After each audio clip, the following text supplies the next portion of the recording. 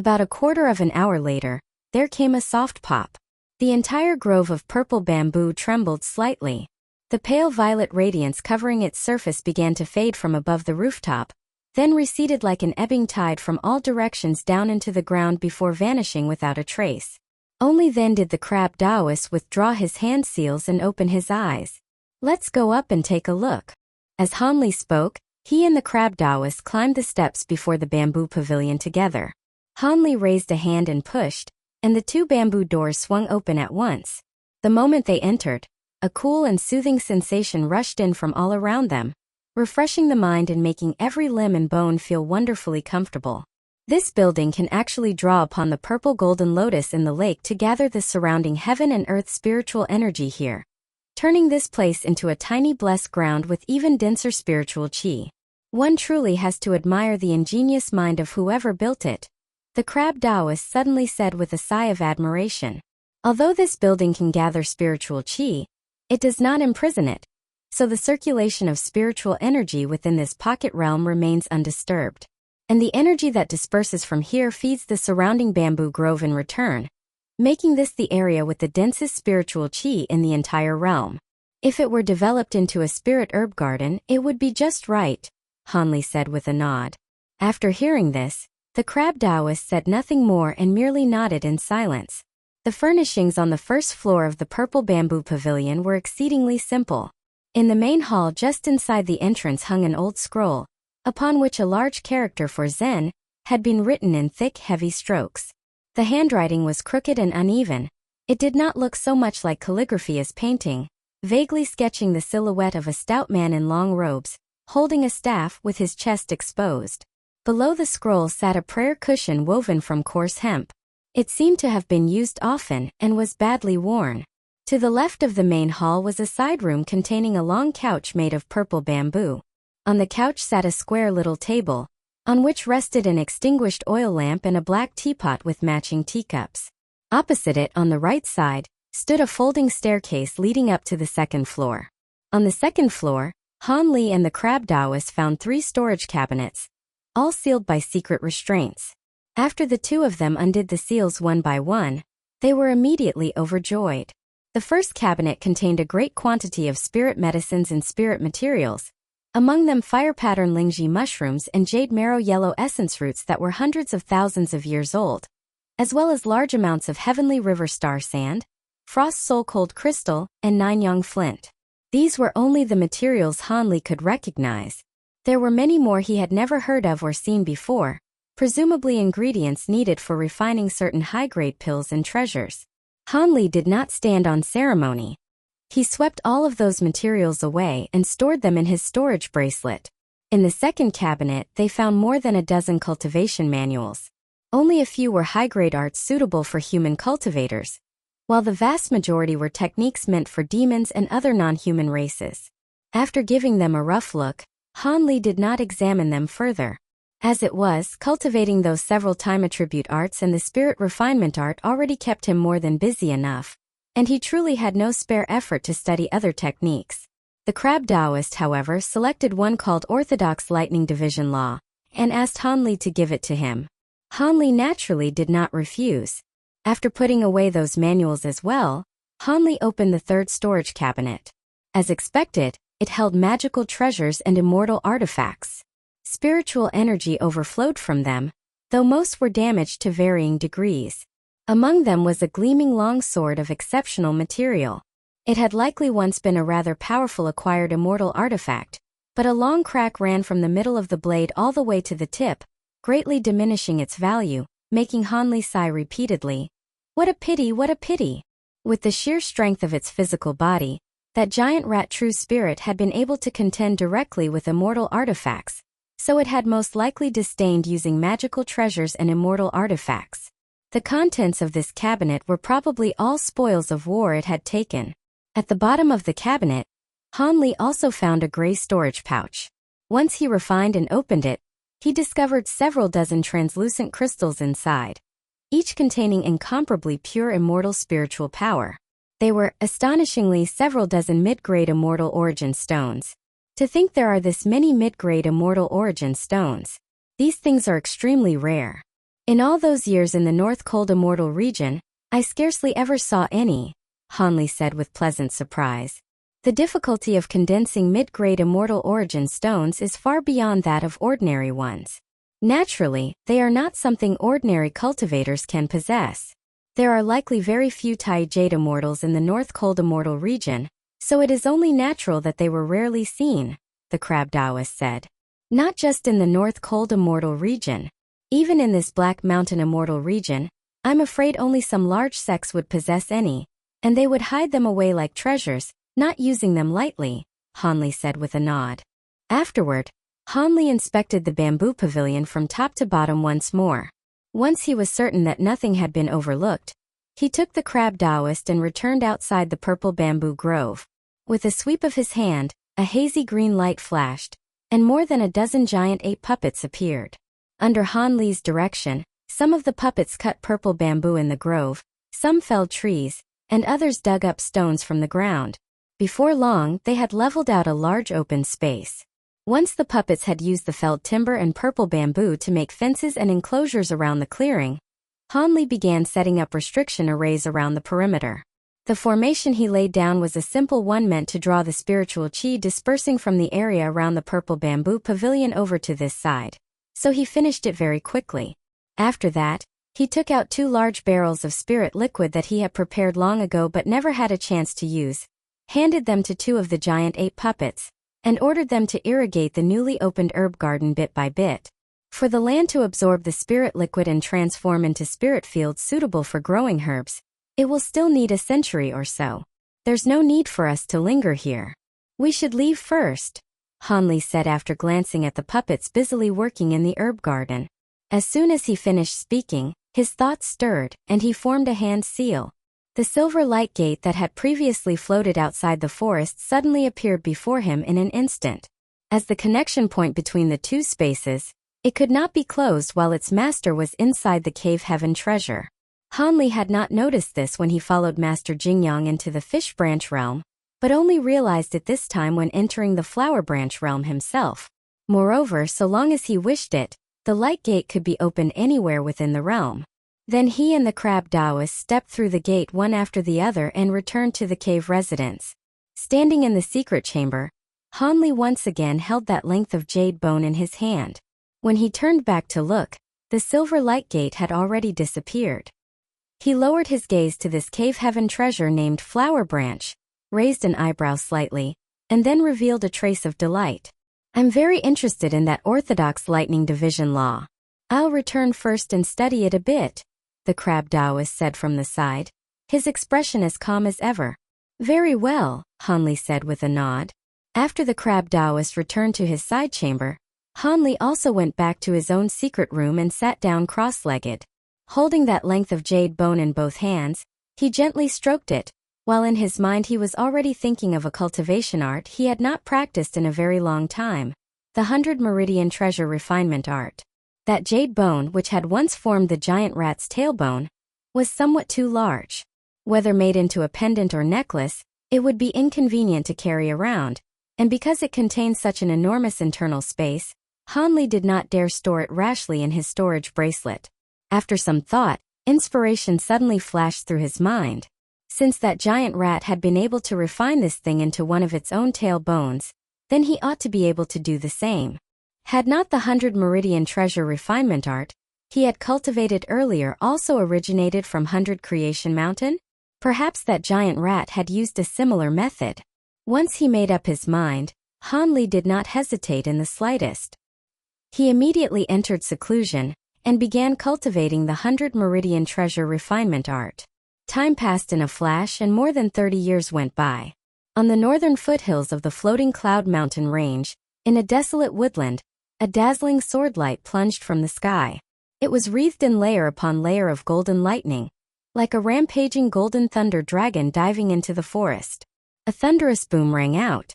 A vast expanse of golden lightning exploded outward at once, transforming into a sea of golden thunder that spread in all directions. Every tree touched by the strands of electricity instantly exploded into charred powder and vanished into heaven and earth, leaving the surrounding area for dozens of miles turned into scorched black earth. Yet at the very center of that blackened wasteland stood a verdant ancient tree, perfectly unharmed, still rooted in the ground. At the very top of that ancient tree stood a man in green robes, tall and upright. His index and middle fingers held together on his right hand and pointed straight into the sky. He looked almost like some mortal martial artist practicing a two-finger Zen technique. That man was none other than Han Li. His 2 fingers shone like jade, and a faint silver flower pattern flickered across them. Between those fingers, he was steadily pinching the sharp tip of a green longsword, from which strands of golden lightning still snapped and hissed. I never imagined that refining this cave heaven treasure into my finger could produce such power. It can even easily block an attack on the level of the azure bamboo cloud swarm sword. No wonder even Jin Tong couldn't bite through it and devour it back then, Han Li said with a smile, putting away the sword and glancing at the 2 fingers of his right hand. As soon as he finished speaking, green light flashed over his body, and his figure instantly vanished into the distance. Back in the secret chamber of the Wild Crane Valley cave residence, Han Li's thoughts stirred. The flower pattern on the 2 fingers of his right hand flashed, and a streak of silver light shot out, transforming into the silver light gate standing before him once more. Han Li did not pause. He immediately stepped through it and entered the flower branch cave heaven. He did not take flight at once, but instead walked inward along the white bone path. During this period, he had been secluded and cultivating the 100 meridian treasure refinement art in order to fuse that length of jade bone into his finger bones, so he had not entered this cave heaven realm again. Now that he had come in, he discovered that the giant 8 puppets he had left by the spirit herb garden had, after completing their task of irrigating it with spirit liquid, scattered through the surrounding forest and begun tending to the spirit medicines that had originally been growing there. After some brief thought, Han Li directed them to gather all the spirit herbs they had found earlier along the forest trail and bring them over to the herb garden. After such a long period of absorption and nurturing, the spirit soil in the medicine garden near the purple bamboo grove had already undergone its initial transformation. Coupled with the attraction effect of the formation laid down earlier, the heaven and earth spiritual energy contained within it had already far surpassed what it had once been. After making a thorough inspection, Han Li was quite satisfied. He then directed the giant 8 puppets to replant all the spirit herbs according to type. After that, he also took the various spirit grasses he had collected earlier, such as wild flame grass and fargaze grass, divided them into several areas according to their basic attributes, and planted them separately. At the innermost part of the herb garden, Han Li planted the yellow-brown spirit tree rhizome he had obtained from the nether cold immortal manor. Then he took out the palm heaven bottle from his chest and dripped down a single drop of green liquid that had condensed not long before. The green liquid landed on the broken end of the rhizome, lit up with a faint green glow, and was quickly absorbed into it before disappearing. Han Li stood where he was and observed it for a while. Seeing nothing particularly unusual, he stopped paying attention to it and continued planting the other spirit grasses. Only after he had worked for quite some time did he realize that he had accumulated far too many spirit herb seeds over the years, while the area of the herb fields he had opened was not large enough. Before he had finished planting them all, he had already run out of room. Left with no choice, he summoned another batch of giant 8 puppets to continue expanding the herb garden. The newly opened spirit fields had not been nourished by spirit liquid and thus contained far too little spiritual energy, making them unsuitable for growing high-grade spirit grasses. Han Li had no choice but to stop what he was doing for the time being. He came to one corner of the newly opened field and waved his hand.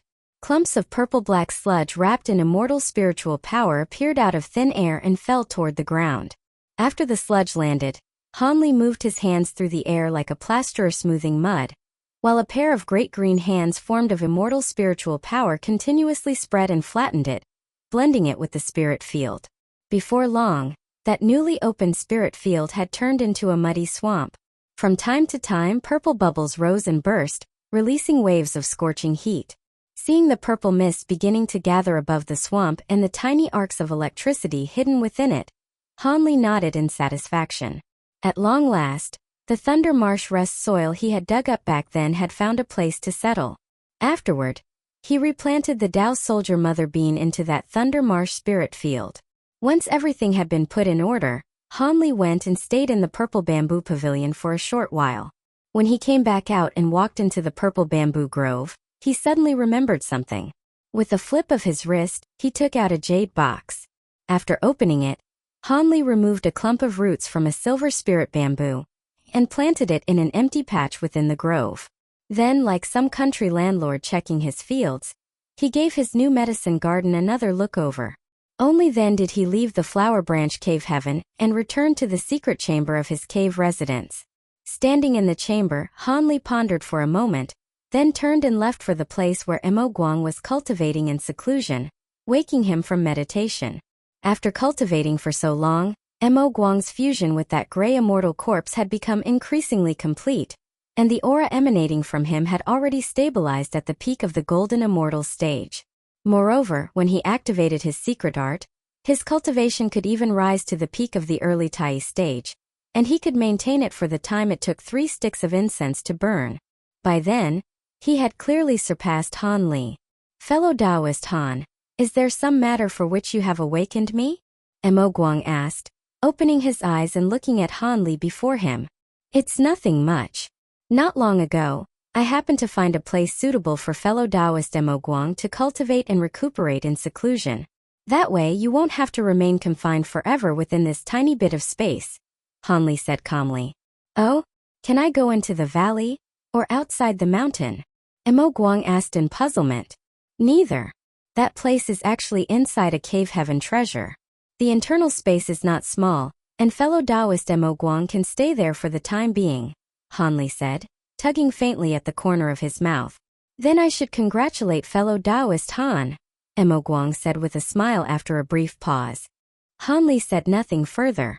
A flower shadow flashed on the finger hidden in his sleeve, and a streak of silver light shot out, transforming into a silver light gate standing before Emo Guang. Only then did Emo Guang rise to his feet and stand before the gate, peering inside. "Please go in. There is still quite a bit of baleful qi lingering inside. While cultivating, fellow Taoist Emo Guang may as well absorb it and make use of it," Han Li said, glancing at him. Hearing this, Emo Guang no longer hesitated and stepped into the cave heaven. As soon as he set foot on the white bone path, he looked around and suddenly smiled. For spiritual qi and baleful qi to coexist in the same place, this cave heaven treasure is no simple thing. It is truly rather interesting. At that moment, Han Li's voice drifted in from outside. "Fellow Taoists may stay for now in the purple bamboo pavilion and cultivate in peace. Unless there is something important, I will not disturb you." As soon as those words fell, the silver light gate in the secret chamber dimmed and disappeared. The smile on Han Li's face vanished. He withdrew the 2 fingers hidden in his sleeve into a fist, then turned and returned to his own secret chamber. Half a month later, Han Li stood with his hands clasped behind his back in the secret chamber, gazing at the intricate patterns on a silver pill furnace on the floor, though his eyes seemed somewhat distant. After a moment, his gaze sharpened slightly and his mind stirred. A silver flash passed by his side. The small silver flame figure formed from the spirit-devouring firebird appeared, spun once in midair, and dropped onto the lid of the silver pill furnace in a rather comical pose. A faintly apologetic smile appeared on Han Li's face as he said to it, "Ever since we came to this floating cloud mountain range, I've been suppressing your nature, and I haven't even had any spiritual flames or strange fires for you to replenish yourself with. You must have been terribly stifled. Once I refine the baleful purge pill and resolve my baleful decay problem, we can leave this place." Whether the little silver flame man understood his words or not was unclear, but seeing Han Li's brows furrow slightly, it bounced over to his shoulder and gently patted him, as though trying to comfort him. "I'm fine. I'm only uncertain about how effective this baleful purge pill will be. But it doesn't matter. I'll refine it first and see," Han Li said, turning his head to glance at the little silver flame figure. At once, the latter leaped into the air and landed on top of the pill furnace as if to declare its stance. With a sudden whoosh, a blaze of silver fire erupted across its body. Seeing this, Han Li smiled faintly. He lifted the furnace lid from afar with a gesture and called out through their mental connection. The silver flame little man immediately understood. It sprang upward, its round cheeks puffing out, and spat forth a massive stream of fire wildly disproportionate to its own small body. The silver flames transformed into a wave of fire that rolled through the air and poured beneath the silver pill furnace, where they began to blaze fiercely. The silver fire traced an arc through the air and flew straight beneath the furnace, bursting into flame. After a short while, the temperature inside the secret chamber rose rapidly, and a wave of scorching heat slowly spread upward. Spiritual patterns lit up across the silver pill furnace, and the 8 runes engraved around its body all shone brilliantly. The furnace gradually turned red-hot, lifted into midair by the rolling silver flames, and trembled gently as it hovered there. The silver flame little man could not sit still. One moment it darted into the flames beneath the furnace, the next it flew out and sat cross-legged on the lid, from time to time looking up at Han Li for long stretches. Han Li, meanwhile, kept his full attention on the changing furnace fire. Seeing that the moment had come, he made a beckoning motion with one hand. Dozens of spirit medicines, including Mystic Ji crystal, floated leisurely out of his storage bracelet. Under the grinding pressure of a massive green light, they were crushed into clumps of multicolored medicinal powder and guided into the furnace one after another. After some time passed, Han Li began adding a kind of dark green spirit liquid. As soon as the liquid entered the furnace, a layer of pale green powder like copper rust spread over the furnace body, only to vanish quickly again. A strange and indescribable odor then spread throughout the chamber. When that odd smell gradually faded, Han Li flicked his wrist, and a patch of green light flashed. 3 semi-transparent plants about a foot tall floated before him. Their leaves were clear and thin like crystal ice, with distinct veins visible within, and they emitted a green glow. They were none other than bitter luo flowers. Under the crushing pressure of the green light, those flowers were kneaded into 3 masses and sent into the furnace one after another. After doing all this, Han Li glanced at the pill furnace, turned around, found a prayer cushion, and sat down cross-legged upon it. He looked up at the ceiling of the secret chamber, then suddenly brought his index and middle fingers together and pointed upward. A white light flashed over those 2 fingers, and a streak of silver shot out, embedding itself directly into the chamber ceiling. With a soft pop, a round hole as thick as a child's arm opened directly through the ceiling, and a cool shaft of moonlight shone down through it. Then Han Li removed the little dark green bottle hanging from his chest and placed it under the moonlight. Once again, the endlessly captivating sight of moonlight motes gathering together appeared before him. In a flash 3 years passed. Inside Han Li's secret chamber, silver flames filled the heavens, completely enveloping the pill furnace.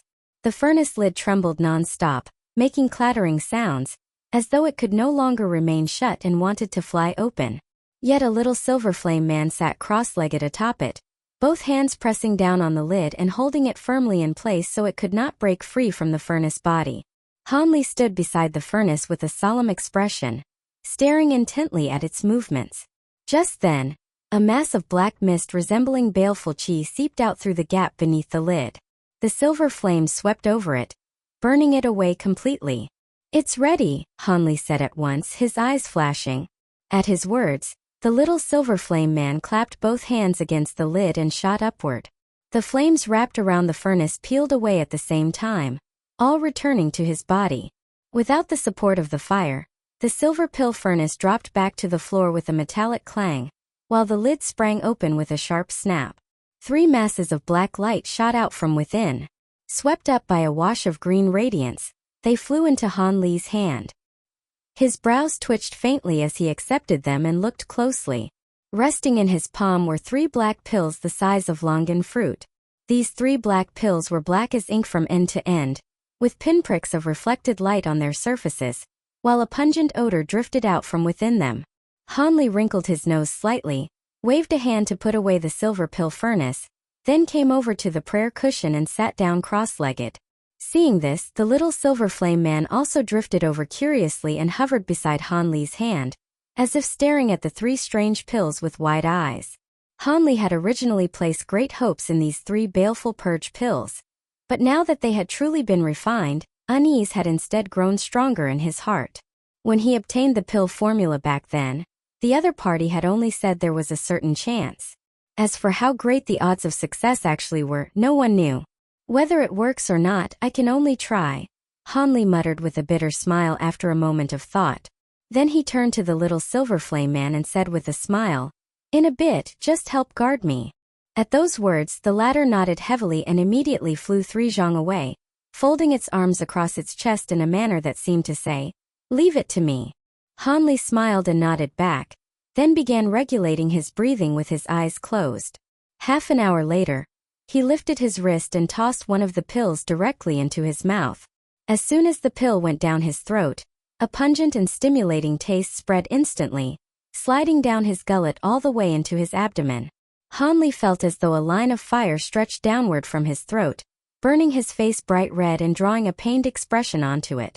Before that wave of scorching force had even faded, a burst of frigid energy spread out from his lower abdomen, instantly filling his whole body and making him feel as though he had fallen into an ice cellar. Caught off guard even Hanli by this sudden alternation between fire and ice, all the pores across his body opened involuntarily. At that moment, black mist suddenly began to surge from those pores, instantly forming a vortex of black fog around him and enveloping his entire body within it. The little silver flame man guarding nearby immediately made as if to fly forward and burn away this mist, which even it found somewhat unpleasant, with its own flames. "Leave it alone. I'm fine." At that moment, one of Hanli's hands suddenly emerged from the black fog and stopped the little silver flame man. His tone was raised as though he were enduring immense pain, yet unmistakable delight could be heard within it. Thick black mist billowed upward and soon filled the entire secret chamber. Some of it even escaped through the hole Hanli had opened earlier in the ceiling and drifted outside the chamber. With a casual toss, Hanli sent out 2 storage pouches, their openings wide as they sucked in the rolling black mist. As great quantities of black fog were absorbed into the storage pouches, the chamber gradually became clear again. Yet the blackness around Hanli himself remained like undispersed ink, making him look like a giant black cocoon. Time passed bit by bit. Baleful chi continued to seep from the cocoon, while the storage pouches steadily absorbed it. After 2 of them became full, Hanli brought out 2 more. When he had used up the storage pouches, he began using storage rings instead. More than 3 more years passed in a blur. Inside the secret chamber, the black light on the surface of the cocoon flickered violently a few times, and then at last no more baleful chi escaped from it. Hanli only felt warmth spreading through his body. The previous agony of alternating ice and fire immediately vanished, and the baleful chi shrouding him dispersed like smoke. At that moment his face was somewhat pale. After taking a few faint breaths, he slowly raised his head, yet a trace of disappointment appeared between his brows. He had never imagined that the baleful purge pills he had gone to such trouble to refine would prove to have only this much effect. Over these 3 years, a fair amount of baleful chi had indeed been drawn out of his body, but it remained incomparably far from being completely purged. Those stubborn traces of baleful chi entrenched within his acupoints still threatened his path of cultivation at every moment. In terms of efficacy, such an effect was by no means small for others. It might even have given them a considerable chance of surviving baleful decay. But for him it was nothing more than a drop in the ocean, wholly insufficient. Hanli's gaze sharpened. Unwilling to accept this, he raised his hand and tossed the remaining 2 pills into his mouth at the same time. Pain far more intense than before surged over him at once, and thick black smoke poured out again, swallowing him whole. Time flew like a white colt flashing past a crack. Another 10 years passed in the blink of an eye. Hanli, who had remained seated cross-legged in the secret chamber all this time, slowly opened his eyes. Light flickered within his pupils, but they still retained that strange silver-gray color. The 3 baleful purge pills he had painstakingly refined had only succeeded in helping him remove a portion of the baleful chi from his body and delay the next eruption of baleful decay. Beyond that, they had offered no further benefit. He had already been mentally prepared for this outcome, so he could not really be called greatly disappointed. He merely regarded it as one more temporary method of dealing with baleful decay. Although the baleful purge pills had failed to eliminate the baleful chi within his immortal apertures, they had still removed quite a bit of the baleful chi in his body. The outbreak of baleful decay, which he had already delayed once before, would likely be pushed back still further. After sitting quietly for a while, Hanli quickly pulled himself together. Since the baleful purge pills were useless, he could only continue searching for some other method of removing baleful qi. Looking back over this 100+ years of cultivation, he had advanced step by step to reach where he was now, overcoming countless hardships large and small. He believed that effort could shape fate. His failure now was only temporary.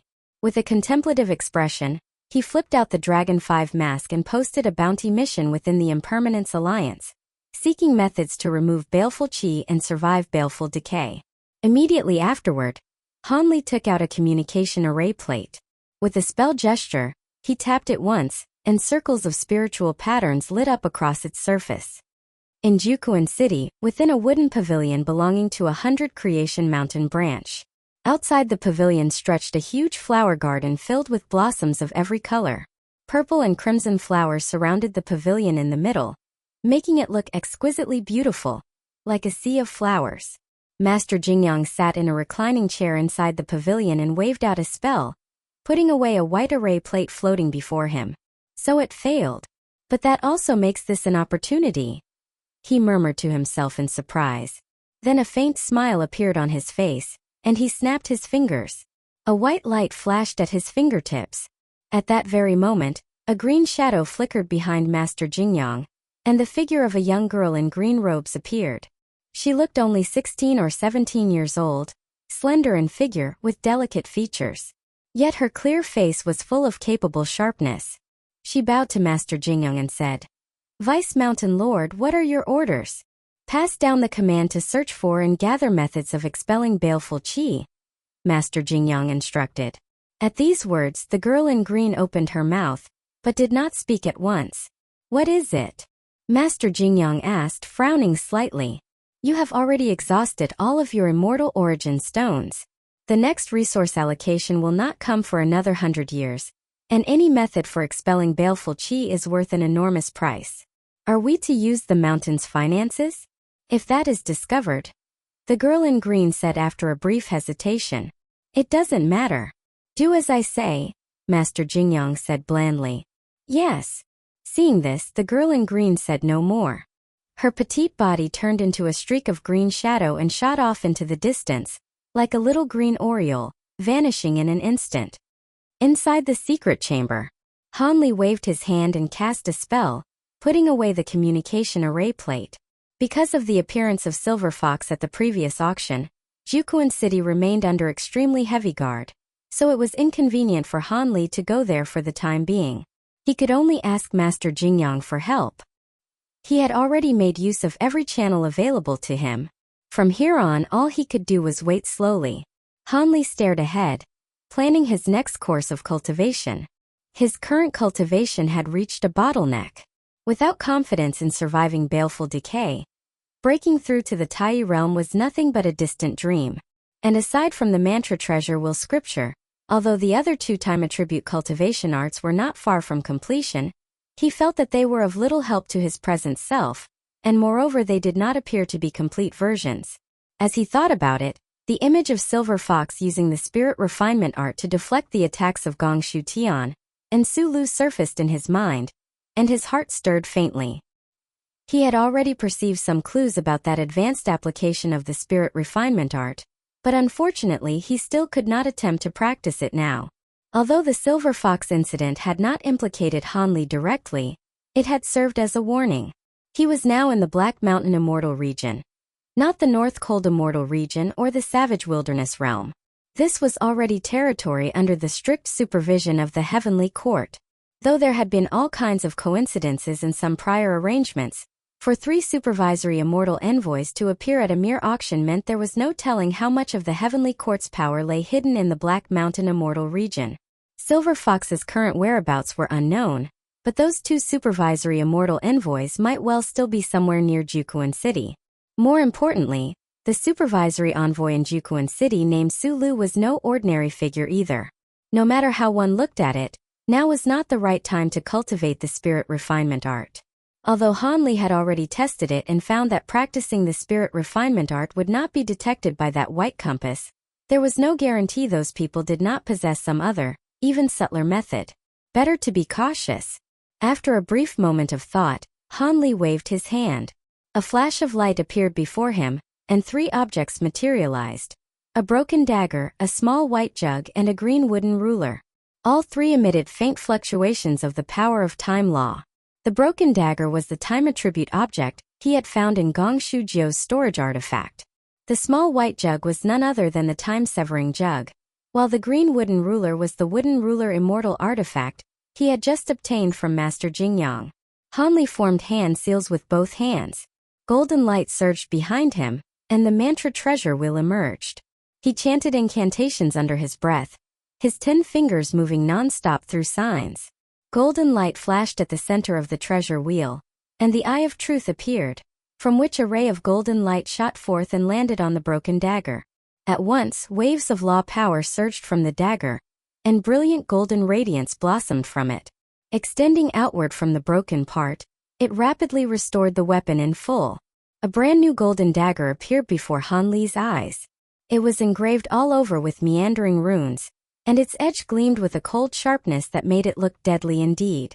Han Li closed his eyes and carefully sensed the time law power contained within the golden dagger. A moment later he opened them again and nodded slightly. The time law power within the dagger was not abundant, but unlike the time power of the 3 techniques he was currently cultivating, it carried a somewhat chaotic aura. After a brief moment of contemplation, Han Li withdrew his spell. The golden light on the surface of the dagger faded, and it fell off to one side. As Han Li changed the hand seals in his grasp, the Eye of Truth shot out another beam of golden light, which flashed and vanished into the severed time pot. The pot immediately bloomed with dazzling golden radiance. After a brief circulation of light, its somewhat worn body became as good as new, and it began to emit a fairly strong aura of the law of time. Han Li closed his eyes for a moment to sense it, then quickly opened them again. The temporal power contained within the severed time pot was rather similar to that of the mantra treasure wheel. Both embodied a kind of delaying effect, so there was no need for him to spend time studying it further. After setting the pot down, he flipped his hand and produced the heaven palm bottle. He dripped a drop of green liquid from within the bottle into the severed time pot, then closed his eyes once more and extended his spiritual sense to examine it. A long while later, Han Li opened his eyes and let out a soft sigh. The severed time pot did indeed have the effect of slowing the decay of objects, but it could not truly sever the influence of time completely. It only delayed it. Though the dissipation of the green liquid became markedly slower once placed inside, it was still gradually fading away. Shaking his head, he turned his gaze to the final object, the green wooden ruler, and formed an incantation to activate the Eye of Truth. A streak of golden light shot forth and sank into the green ruler. Buzz! The ruler trembled at once. Its outward appearance did not change much, but it burst forth with brilliant golden and azure light and released a powerful fluctuation of the law of time, even stronger than that of the severed time pot. Han Li's eyes brightened slightly. He immediately closed them again and carefully contemplated what he was sensing. A moment later he opened them. The temporal power contained within the green ruler was somewhat akin to time acceleration, much like his reverse mantra wheel. Yet unlike the reverse mantra wheel, which only affected himself, the temporal law within the ruler was more inclined toward altering the flow of time across an entire region. In that respect, it also bore some resemblance to the illusory dust sea. Han Li formed another seal and withdrew the mantra treasure wheel. After taking a deep breath, he closed his eyes and repeatedly replayed the earlier scenes in his mind, contemplating the 3 kinds of temporal law. Time passed bit by bit. In the blink of an eye, more than 10 days had gone by. Han Li opened his eyes, and a trace of enlightenment flashed through them. It seemed that his understanding of the law of time had deepened yet another layer. Especially after repeatedly pondering the temporal law contained within the green wooden ruler, he had made another breakthrough in understanding the connection between the scripture of mantra transformation and the illusory time canon. At that thought, Han Li formed seals with both hands. Golden light erupted from his body, and the mantra treasure wheel reappeared. At the same time, golden light flickered before him and gathered into one point, condensing into a golden jade bottle, the purified time bottle. Golden light then shot outward from his body in all directions, before rolling and condensing into grain after grain of golden sand. Very soon, it formed a stretch of golden sand beneath him. Han Li simultaneously circulated all 3 time arts. 3 distinct forces of temporal law surged forth, interweaving with one another and giving rise to a resonant chant like clear Brahmic singing. And compared to the last time, the resonance was far stronger now, especially between the powers of the mantra treasure wheel and the illusory dust sea. A trace of delight flashed through his eyes, but he quickly calmed himself again. Forming seals, he drove the 3 temporal laws once more and tried again to fuse them together. 3 streams of golden light intertwined, forming a golden vortex that rumbled as it rotated. The scene from the last time he had fused the 3 forces resurfaced in Han Li's mind. He raised a hand and swept it out. Streak after streak of azure light shot out. They were a series of azure array flags, which landed throughout the secret chamber and soon unfurled into a thick azure barrier, the same azure restriction as before. Immediately afterward, he flicked both sleeves. Sharp hissing filled the air. A series of yellow array flags shot forth and scattered throughout the chamber in an orderly pattern. Before long, they spread into a translucent yellow restriction in midair. The blue and yellow restrictions interwove and faintly showed signs of merging with one another, forming an even tougher barrier of light. Han Li nodded slightly. He then summoned several defensive immortal treasures to protect his body and once again drove the 3 techniques. The golden vortex soon reappeared, spinning rapidly and gradually beginning to shrink. Rumble! Countless golden runes, large and small, emerged within the vortex, colliding violently with one another and releasing a berserk fluctuation of temporal law. Seeing this, Han Li did not stop. Instead, he formed seals even faster. The golden vortex spun at tremendous speed. From its center burst an unbearably brilliant golden radiance, too dazzling to look at directly. A terrifying aura of law spread from the heart of the vortex, as though it might explode at any moment. Han Li hesitated slightly, then viciously drove his seals forward with both hands. The golden vortex abruptly shrank by nearly half again. The cluster of golden runes at its center churned violently, on the verge of bursting apart. And at that very moment, the 3 violently clashing temporal laws suddenly changed, fusing into one another. The golden runes, previously locked in furious conflict, suddenly froze and condensed into a tiny golden ring. Seeing this, Han Li relaxed inwardly. So the fusion of the 3 forces of temporal law was not a mere accident. With that settled, he could finally be at ease. He did not know what this golden ring was, but its power was clearly extraordinary. Immense waves of temporal law spread from the golden ring. The blue and yellow barriers nearby rippled violently, though this time they did not immediately shatter. Just then, the heaven palm bottle on the ground suddenly rose into the air and appeared near the golden ring. But it was not the only thing that rose. The 3 immortal artifacts on the ground that also contained temporal power were lifted at the same time. Han Li's expression changed in surprise. The golden ring seemed to sense something and suddenly blazed with brilliant light. The 3 immortal artifacts were clearly far lighter than the heaven palm bottle. With a whoosh, they were drawn into the golden ring first. A bursting sound rang out. The instant the 3 immortal artifacts entered the ring, they exploded and turned into 3 masses of dazzling golden light that sank into it. The golden ring flashed again. Then, with a crystalline shimmer on its surface, it spat out 8 golden crystal threads of temporal law, which flashed into Han Li's body and appeared upon the mantra treasure wheel. The wheel had originally possessed 18 threads of temporal law. Now 8 more had suddenly appeared, bringing the total to 26. Waves of crystalline light spread from the 26 temporal threads, complementing the radiance of the mantra treasure wheel. Han Li was both shocked and delighted. This golden ring could actually refine the force of law from time-based immortal artifacts and condense it into threads of law. At that moment, the heaven palm bottle flashed brightly, releasing a pillar of soaring green light, and then it swallowed the golden ring whole. The bottle rapidly expanded, growing to the size of a house. Countless green runes appeared within it, then condensed into a churning mass of green cloud. A powerful fluctuation of law erupted from the cloud. The mantra treasure wheel behind Han Li suddenly flashed, and at its center a vertical golden eye abruptly appeared, from which a golden crystal thread shot out and flashed into the heaven palm bottle. This crystal thread was significantly thicker than the previous one. Green light flashed within the bottle and turned into a thick green beam that sank into the empty space ahead. The void immediately split open to either side. Countless crystalline lights surged out and condensed into a wall of crystal, across which innumerable scenes flashed past in rapid succession. When Hanli saw this, a smile appeared on his face. In the past, its traversing ability had always activated by accident. But after a series of experiments and attempts, he had finally begun to grasp the method of driving the Heaven Palm bottle and unlocking that power deliberately. Light on the crystal wall suddenly flared, and a massive vortex emerged, rumbling as it turned. Boom! A tremendous suction force burst from the vortex and enveloped Hanli's body. This suction was far stronger than last time. His body swayed, and both feet slowly rose from the ground as he floated into the air, faintly being drawn toward the vortex. A trace of surprise flashed across his face. Could the vortex be trying to drag even his physical body inside?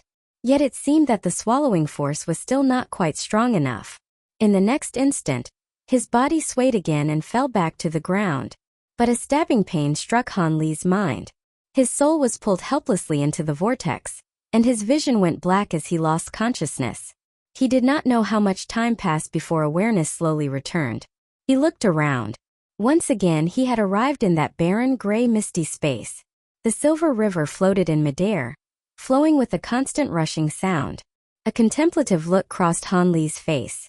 It appeared that after using the immense power of time contained in the golden ring to drive the Heaven Palm bottle, his soul would always arrive here. He did not act immediately. Instead, he carefully replayed in his mind the moment before his soul had traversed. Both times he had traversed, the vortex on the crystal wall had shown signs of trying to swallow in his physical body as well. And just now, the swallowing force of the vortex had clearly been much stronger than before. Hanli frowned thoughtfully.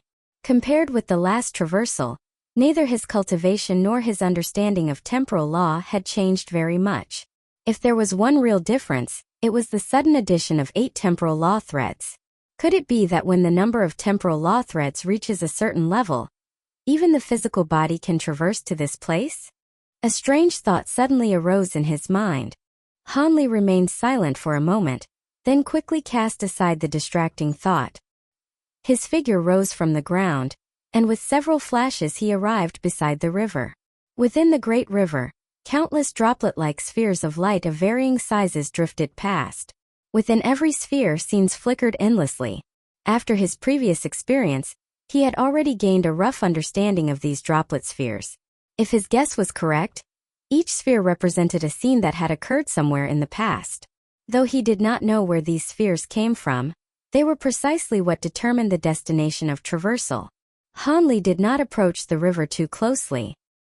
He watched the droplets from afar and made no attempt to touch them with his spiritual sense.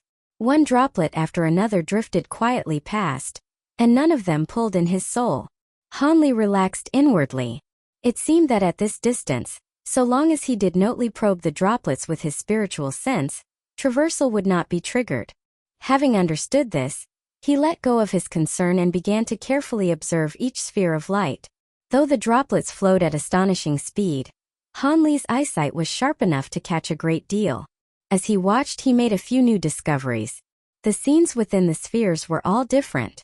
Every kind of strange environment imaginable appeared within them, as though they encompassed myriad realms and countless beings and things. And the spheres varied in size, yet from the scenes within them there seemed to be no obvious connection between the size of a sphere and what it contained. Hanli's brows rose as he looked toward an enormous droplet sphere flowing closer, and a soft exclamation escaped his lips. The scene within that sphere showed a stretch of black wasteland. Streaks of light of various colors flashed incessantly, as though many figures were engaged in fierce battle there. Just moments before, a dark purple Dharma image with 3 heads and 6 arms had erupted in waves of sky-piercing violet light before flashing away. "Isn't that the technique Shi Chuankong used that day?" he murmured. The huge droplet sphere drifted past him without the slightest pause, flowing swiftly into the distance. A flicker passed through Hanli's eyes. He immediately extended a strand of spiritual sense and touched the droplet. At once the sphere shone brilliantly and released a force of suction. With a whoosh, Han Li's soul was swallowed into the droplet without the slightest power to resist, and everything went black before his eyes. He had no idea how much time passed before his awareness slowly returned. Instantly, thunderous rumbling and battle cries crashed into his ears in wave after wave, as though the very space around him were trembling. A shock ran through Han Li. He carefully opened his eyes to a narrow slit and looked around. He was indeed upon that black wasteland. Far overhead floated layers upon layers of thick black clouds. Unlike ordinary clouds, these were unnaturally dense, as though forged from lumps of lead, oppressive beyond measure. Thick black violet lightning, as massive as giant dragons, coursed through the clouds, appearing and disappearing in terrifying flashes. Beneath the clouds, the ground teemed with a sea of dark figures. Two armies of cultivators were locked in ferocious battle. One side was clad entirely in purple armor. Most seemed to be humanoid cultivators, but many bore beast heads, wings on their backs or tails behind them. Without exception, all emitted towering demonic chi. They were all members of the demon race. The number of these demon cultivators was staggering, at least 200,000 to 300,000. Their cultivation was also formidable, with most at the void refinement and body integration stages. There were also many at true immortal and golden immortal level, and even more than a dozen Tai cultivators. These stood in the air before the demon army, each blazing with towering violet light as they unleashed all kinds of divine abilities at their opponents. One among them had formed behind himself a three-headed, six-armed violet Dharma image. Presumably, he was the one Han Li had seen earlier by the river. Han Li was secretly alarmed. A battle gathering more than a dozen Tai cultivators was no small matter. His gaze shifted toward the opposing side. Not far from the demon army stood another force, all clad in golden armor and radiating skyward golden light. Their numbers were no less than those of the demons. This kind of attire was not unfamiliar to Han Li. Though somewhat different from the armor of the immortal envoys of inspection, it was broadly similar. Clearly, these golden-armored cultivators belonged to the Heavenly Court. The Heavenly Court army was no weaker. They too had more than a dozen Tai-level beings, now engaged in one-on-one battle with the demon Tai cultivators in the sky.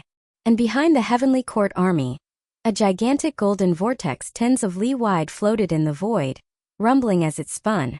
At the center of the vortex was a vast passage nearly a li across, inside of which flickered solid-looking golden radiance. It released intense spatial fluctuations. It was an enormous spatial passage. Wave after wave of golden-armored cultivators shot out from within it, joining the ranks of the Heavenly Court army without end. The two sides clashed savagely, lights of every color colliding and erupting into one earth-shaking roar after another. The combat between the Tai cultivators was especially horrifying. By now, the ground had already been blasted into utter ruin, covered in river-like fissures through which crimson magma could be seen rolling. Space itself had been torn open, and gashes in the void continued spreading outward. This entire region seemed unable to endure such a violent battle, and on the verge of total collapse. A war between the demon race and the Heavenly Court. Han Li's heart shook. At this moment, he had attached himself to the corpse of a demon cultivator. The figure wore ornate purple armor and appeared to have been someone of considerable cultivation, but had died from a wound piercing the lower abdomen. Suddenly, a tremendous roar burst from beneath the earth, filled with rage. The ground before the demon army suddenly bulged upward at high speed, swelling into a massive mound before exploding apart. A gigantic figure slowly emerged from underground. Han Li looked over and immediately showed a startled expression, sucking in a sharp breath. The enormous figure was a corpulent monster, barely humanoid in shape. Its eyes were narrow and long, its nose flat, its mouth broad and protruding outward, exposing a full set of blackish-yellow fangs from which saliva continuously dripped. It was ugly and revolting to behold. Its body was incomparably massive, nearly 10,000 zhang tall, with a protruding belly. Its skin was a withered yellow like coarse rock, stained with crimson magma, though it seemed entirely unharmed by it. In its hand it dragged an immense spiked club. A suffocatingly terrifying aura radiated from the monster, not in the slightest weaker than that of the Tai cultivators in the sky. The fat monster let out a world-shaking roar, making the nearby void ripple violently. Then it strode forward with unbearably heavy footsteps, the earth trembling with every step, as it charged toward the heavenly court army. Cultivators standing too close could not even keep their footing. What is that thing? Hanli was stunned. But in the next moment, the ground shook violently once more.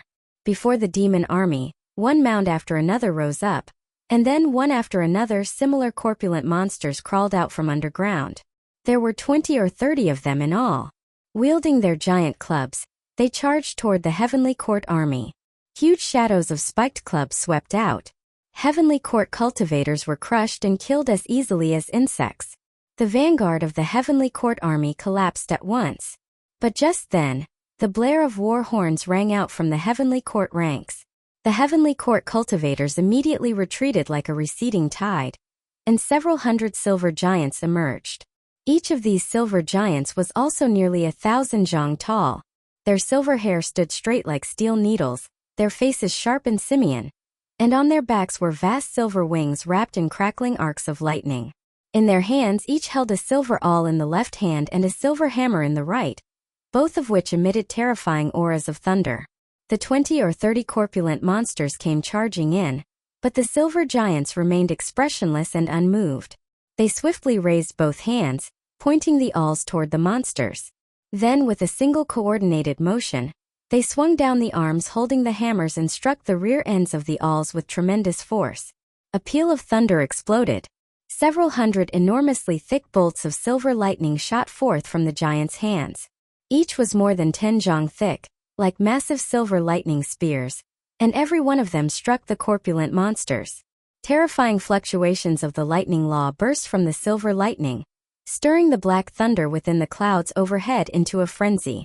A flash of alarm appeared in the monsters' eyes. Roaring furiously, they released bright yellow light from their bodies and swung their spiked clubs, conjuring layer after layer of club shadows to protect themselves.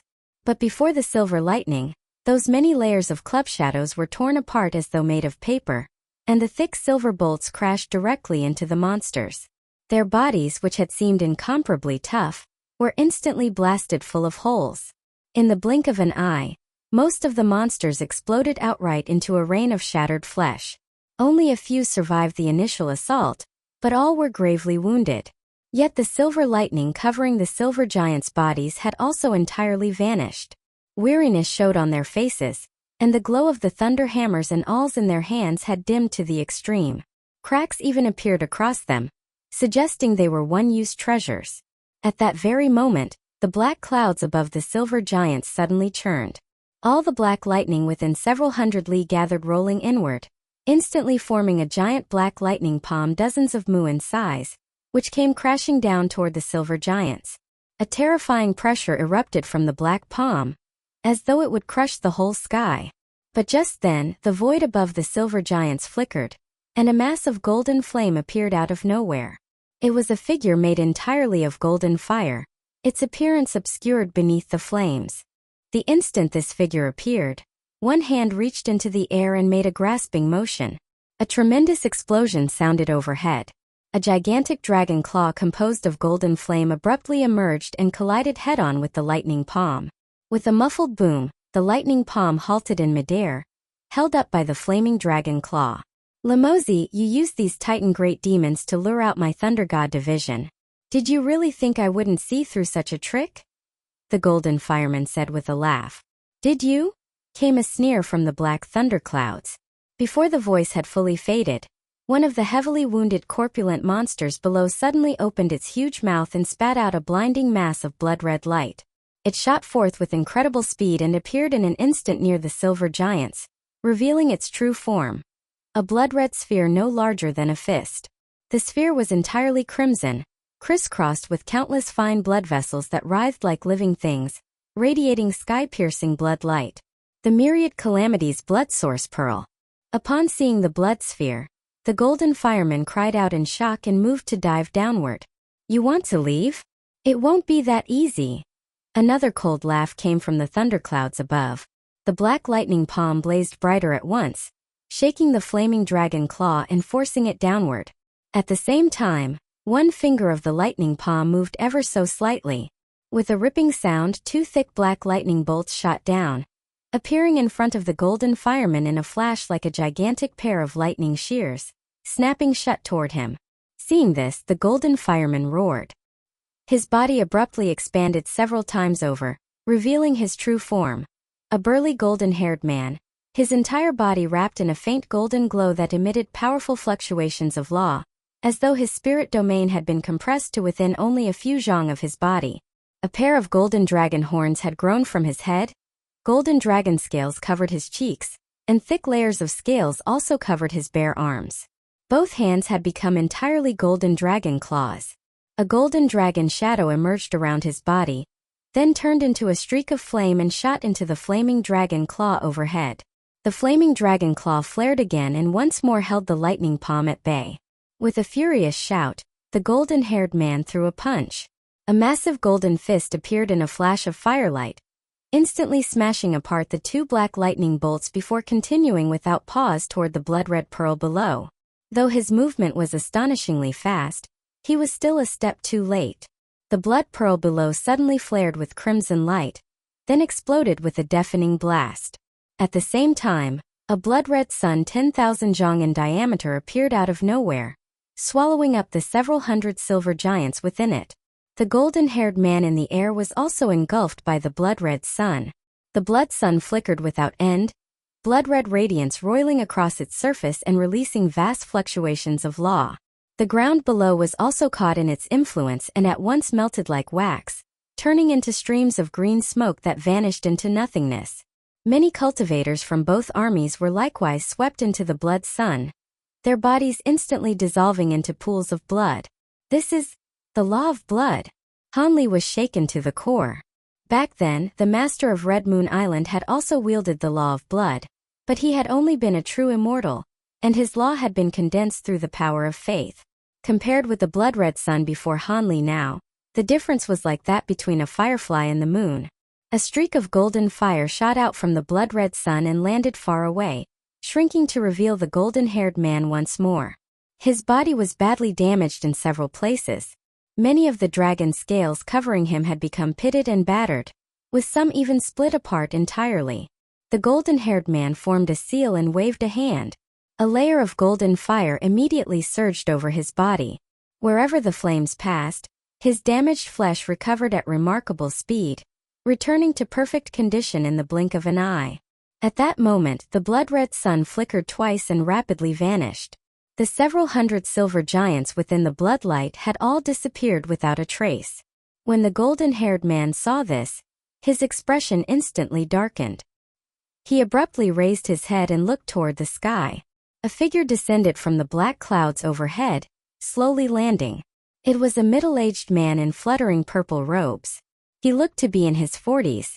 Purple demonic patterns covered his face, his eyes were narrow, his nose hooked, and his entire body radiated a cold and sinister killing aura that would make anyone shudder at a glance. Their gazes met, and two immeasurable pressures erupted from them at once, crashing together with a thunderous impact. The surrounding void trembled violently, covered in ripples. Both the earth and sky shook as though the world itself were about to collapse. Hanli was inwardly astonished. The auras released by these two far exceeded the Tai realm, vastly surpassing even that late-stage Tai gold devouring immortal from years ago. They were most likely terrifying existences of the great Luo realm. Though the battlefield below was some distance from the two of them, the pressure they released still seemed to affect it. The fighting came to a halt, and all eyes turned upward. The Tai cultivators battling in the air also withdrew from one another and descended to stand behind the golden-haired man and the man in purple robes respectively. You think that destroying the Thunder God division can affect the overall course of the war? Ridiculous! The golden-haired man sneered, lifting a hand and sweeping it outward. Golden light flickered within the spatial passage behind him. Amid a rumbling roar, one enormous golden warship after another flew out. There were 40 or 50 in all, radiating sky-piercing golden light that turned even the black clouds in the sky golden. Each of these golden warships was thousands of zhang long, its entire surface carved with golden and silver runes, like gigantic crouching golden beasts. Every warship was packed with heavenly court cultivators moving busily about. Clacking sounds rang out from within the ships. At the front of each vessel extended several thick golden cylinders, hollow within and so black that no end could be seen, giving off a deeply ominous feeling. Dozens of golden warships spread out in formation, their prows aimed directly at the demon army. At the sight, the pupils of the purple-robed man contracted slightly. Far away, Han Li's heart stirred. This fleet of warships gave him an intensely dangerous feeling. What the two men said next shook him even more. So long as the spatial passage remains, our heavenly court army will continue arriving without end. It is only a matter of time before the entire demon domain is destroyed. If you know what is good for you, state your position at once and join our heavenly court in dealing with the reincarnation palace, the golden-haired man threatened. The position of our demon domain has long been made clear. We will not involve ourselves in the struggle between your heavenly court and the reincarnation palace, the purple-robed man said slowly, enunciating every word. Since you remain stubbornly blind, then do not blame us for showing no mercy. The golden-haired man's face grew cold as he spoke, and he slashed his hand down. The heavenly court army immediately surged forward like a flood. The Tai cultivators also shot into the air and rushed toward the demon army. The demon army met them head-on, and the Tai cultivators standing behind the purple-robed man once again flew out to intercept the heavenly court Tai cultivators, plunging back into savage battle. The purple-robed man, however, did not move. He merely watched the battlefield before him, a faint violet gleam flashing in his eyes before vanishing again. In the distance, the golden-haired man suddenly burst into loud laughter. His body shot out and instantly appeared above the golden warships. At the same time, his right arm blazed with golden light, swelling several times over into a massive golden dragon claw. Countless golden runes erupted from its talons as he slashed viciously into a patch of empty space to one side. When the purple-robed man in the distance saw this, his expression immediately darkened. With a tearing sound, the golden dragon claw ripped directly through the void and plunged inside. A deafening boom thundered from within the void.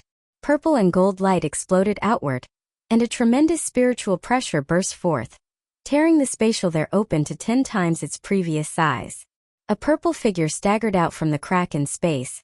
It was the purple-robed man, and the garment over his left shoulder had been shredded, exposing several bloody wounds. With a hiss, golden flames sprang up from the wounds, alive like living things as they burrowed into his body. The purple-robed man's expression changed slightly. Violet light flashed over the wounds and immediately extinguished the golden flames. Then he shot off into the distance. At that very moment, the purple-robed figure that had been standing over the demon army flickered and dissolved into a mass of purple light. You still want to use the same trick again? How naive can you be? The golden-haired man sneered repeatedly. His body turned into a golden streak and shot after the fleeing purple-robed man like a bolt from a crossbow. At the same time, he formed a seal and waved his hand. All the runes upon the dozens of golden warships suddenly lit up. Streams of golden light flowed like water around the hulls, and rumbling thunder-like sounds came from within the ships. Inside the pitch-black cylinders at the prows, a point of golden light lit up and rapidly grew blindingly bright, releasing a terrifying wave of spiritual power. In the next instant, a tremendous explosion erupted. More than 100 thick golden beams shot out from the golden warships and fell into the demon army, instantly filling the air with screams. The moment the demon cultivators touched the golden beams, their bodies exploded regardless of cultivation level, turning into showers of mangled flesh. A single golden beam pierced through nearly 100 demons before slowly dimming and fading. After one volley of golden beams, tens of thousands of demons had vanished without a trace. Han Li lay in the rear of the demon army and was not caught in the attack, but even so, the sight made his heart pound. The power of those golden warships was terrifying. That one golden beam just now had almost matched the full force strike of a Tai cultivator. Damn it! Seeing the demon side suffer such enormous losses, the purple-robed man flew into a fury. With a roar, he slashed a palm through the air at the golden-haired man pursuing him. A flash of black lightning appeared, and an ancient-looking wheel shot out. The wheel was entirely black, about a foot in diameter. Around the rim were carved all manner of beast patterns, while at the center was a black humanoid figure. This figure wore a crested high hat, had protruding lips like a bird's beak, 4 massive black wings on its back, and 2 black thunder serpents beneath its feet. It looked sinister and bizarre, like some incredibly ancient deity. The moment the ancient wheel flew out, it spun rapidly and expanded at high speed, becoming a giant black wheel more than 10 zhang across. The patterns upon it burst into sky-piercing black lightning, especially the birdman deity at its center, which flickered as if it had come alive. An incomparably powerful fluctuation of the lightning law erupted from it, dimming even the surrounding void. Rumble! Bolt after bolt of black lightning descended continuously from the clouds above and merged into the black wheel, making its radiance ever brighter. When Hanli saw the black wheel in the distance, a look of deep shock flashed through his eyes. The expression on the golden-haired man's face also grew much more solemn. He immediately formed a seal with both hands and waved them. A flash of golden light ran across his body, and a golden banner over a zhang tall appeared before him, its surface marked with the image of a river of flames. A fierce law of fire no weaker than that of the black wheel burst from the golden banner. Before the golden-haired man could activate the banner, however, a shrill cry like that of a bird sounded from the black wheel. The cry was not loud, but it seemed capable of piercing straight through the soul. The golden-haired man's body trembled, and the light in his eyes turned sluggish for an instant. With a flash of black lightning, 7 or 8 thick, branch-like bolts burst from the black wheel and silently struck toward the golden-haired man from behind. Though these bolts were still black, their color was much paler, and they possessed a translucent, crystalline quality. Yet the power of the lightning law contained within them was terrifying to the extreme. The blonde giant's consciousness snapped back at once. With a loud roar, he thrust out the great golden banner before him, and it swelled more than 100-fold in the wind. As the banner's surface rippled and rolled, countless golden spheres of light shot out from within, transforming into a long river of golden flames that thundered around him. Several thick, crystalline bolts of lightning crashed into the river of fire, instantly raising violent waves. The entire golden torrent convulsed, as though it were on the verge of collapse. Golden light blazed from the giant's body. His form suddenly lengthened, and in the blink of an eye he turned into a massive golden 5-clawed dragon several hundred zhang long. Its body was long and elegant, yet brimming with overwhelming power.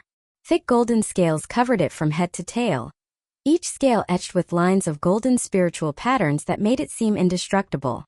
Its 5 claws gleamed with fierce golden light, as though they could pierce through anything.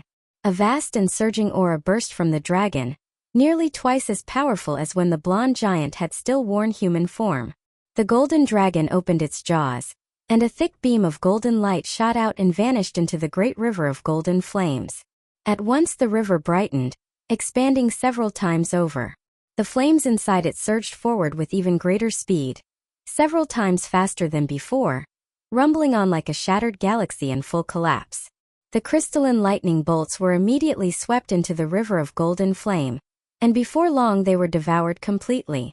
The man in the purple robe narrowed his eyes slightly and made a quick incantation gesture with both hands.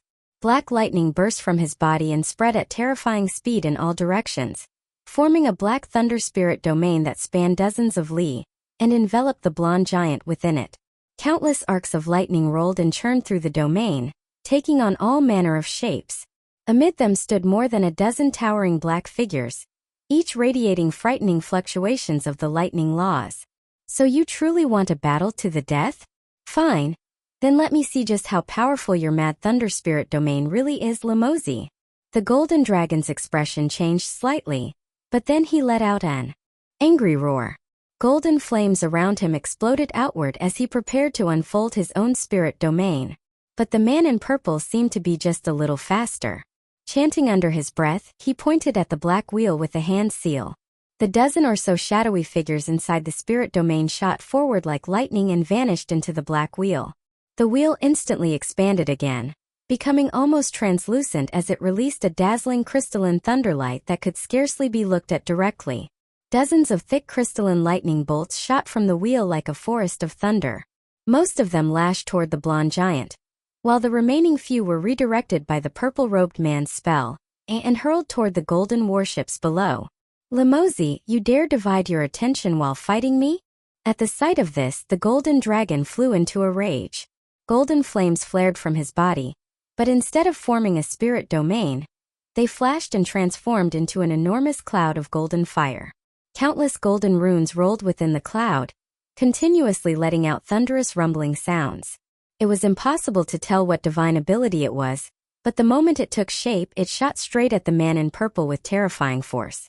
As for the lightning crashing down toward the giant ships below, he ignored it completely. The golden fire cloud collided with the crystalline lightning, yet no sound emerged. Those bolts of lightning simply flashed once and passed straight through the golden fire cloud as if nothing stood in their way, continuing onward to strike at the golden dragon. But the fire cloud itself suffered no harm at all. It kept charging toward the man in purple, and in a flash appeared right before him. Like a living thing, the fire cloud writhed and twisted at incredible speed, instantly turning into a colossal golden dragon head as large as a mountain. It opened its jaws and bit down viciously. The purple-robed man's face changed. He shot backward while making another rapid incantation. The black wheel flew in from the air and slammed against the golden dragon head, stopping it for the moment. At the same time, sharp hissing sounds rang out nearby. The lightning within the spirit domain condensed into a vast black net of thunder that enveloped the giant dragon head. Roar! The golden dragon head suddenly whipped to one side. A horrifying burst of brute force exploded outward, shaking the black wheel away by several feet. At the same time, it opened its jaws wide and unleashed a deafening roar. A dreadful sound wave erupted, condensing into countless blurred images of blades and spears. They formed a monstrous tide of sonic force that pierced straight through the black thunder net and swallowed the man in purple whole. The black lightning net shattered inch by inch, and even the nearby void cracked apart like a broken mirror. Wrapped inside that torrent of sound, the purple-robed man's body convulsed violently. Cracks split open all over him, as though he were about to be torn to pieces, and blood sprayed wildly from his mouth as he was blasted away. All of these changes sounded complicated when described, yet in truth they had happened in only an instant. At that same moment, the golden dragon's entire body was wrapped in the river of golden flames, which roared madly around him. Dozens of thick crystalline lightning bolts struck into the fiery river with earth-shaking crashes, churning it into utter chaos. Yet the river of flame continued to surge without end. Although the lightning still raged fiercely for a moment, it could not withstand the endless devouring force of the fire river and was quickly smothered. At the same time, a series of explosive crashes rose from below. The golden ships had been struck by the thick bolts of lightning, and more than half of them were broken apart and ruined on the spot. The golden dragon paid no attention whatsoever to the chaos around him.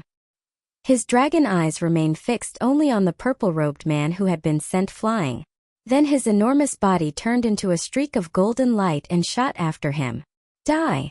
Along with that furious shout, rolling like muffled thunder, the void above the purple-robed man flashed, and a giant flaming dragon claw appeared out of nowhere, slashing downward with savage force.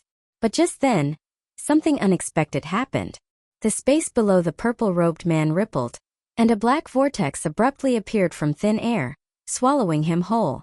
The giant claw came crashing down, but it struck only empty air. The golden dragon froze in shock. Dozens of li away, the void flashed again. The black vortex reappeared, and the purple-robed man flew back out of it. The vortex flashed once more, and a pillar of green light shot forth, sinking into the purple-robed man's body. A dense green radiance immediately covered him. The wounds all over his body healed at a speed visible to the naked eye, vanishing completely within a few breaths. At the sight of this, the golden dragon halted at once, his face filled with uncertainty and alarm. "Many thanks to the demon lord for your aid," the purple-robed man said.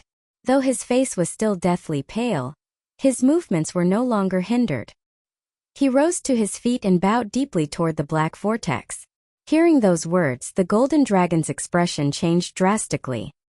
He spun around at once, his massive body turning into a streak of golden light as he shot toward the spatial passage. He was fleeing. "You have slaughtered so many of my people, and you still think you can escape?" A vast, icy voice rang out from the void. Before the words had even fully faded, the space above the golden dragon caved inward as though collapsing. A giant silver hand, nearly an acre in size, appeared and struck downward at him. The golden dragon's flight instantly slowed. Though the silver hand had not yet descended, the surrounding void suddenly became incomparably heavy, pressing down on him from every direction. There was nowhere to evade. Everything nearby seemed to stop at once. All sound vanished. Everything else in his field of vision disappeared as well, leaving only the silver hand above his head, growing larger and larger. No! No! The golden dragon let out an unwilling roar.